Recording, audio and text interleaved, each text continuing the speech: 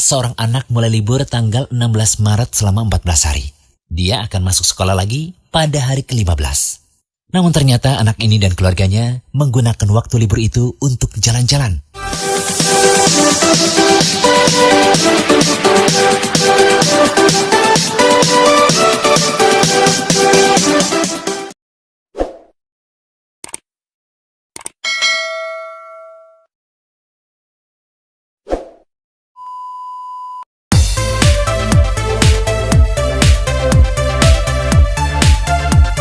Pentingnya menerapkan self-isolation untuk cegah penularan corona. Seperti yang kami kutip dari kumparan.com, Presiden Jokowi telah menganjurkan masyarakat untuk berkegiatan di rumah dan mengurangi beraktivitas di luar rumah demi mencegah penyebaran rantai virus corona. Sejumlah kepala daerah di Indonesia juga mengatakan hal yang sama. Kegiatan mulai dari bekerja, sekolah, hingga beribadah dalam keadaan darurat corona seperti saat ini menjadi peringatan bagi masyarakat. Mungkin orang-orang bertanya, kenapa sih harus libur atau bekerja serta belajar dari rumah selama 14 hari? Bahkan kebijakan 14 days self-isolation ini banyak diterapkan di beberapa negara.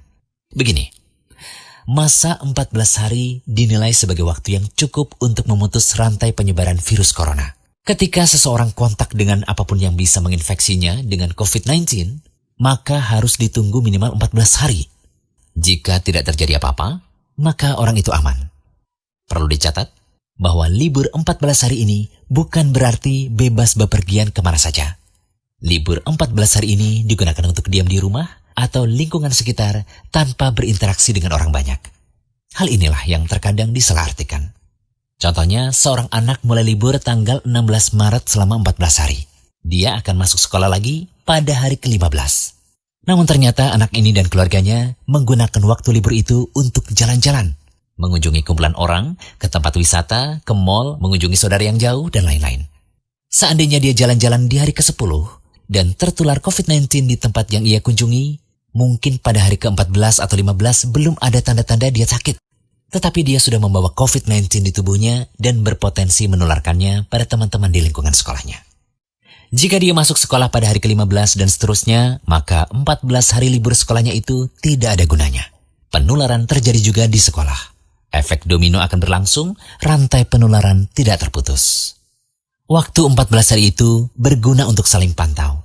Jika ada orang yang menunjukkan gejala-gejala menderita serangan COVID-19, bisa segera ditangani dan penularan di-stop hanya pada dia, karena dia tidak kontak dengan orang lain dalam 14 hari itu.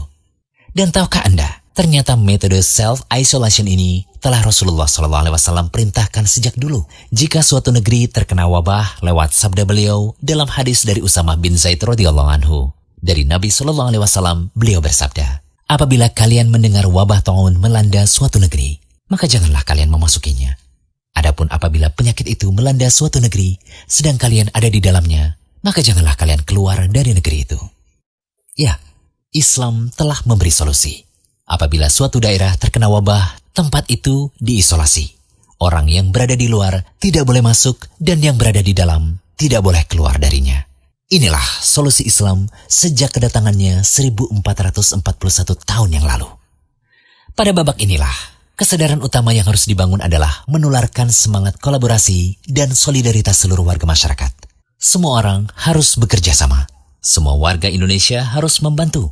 Kompak, yaitu patuh untuk tidak kemana-mana dalam 14 hari itu, kecuali untuk hal-hal yang sangat perlu.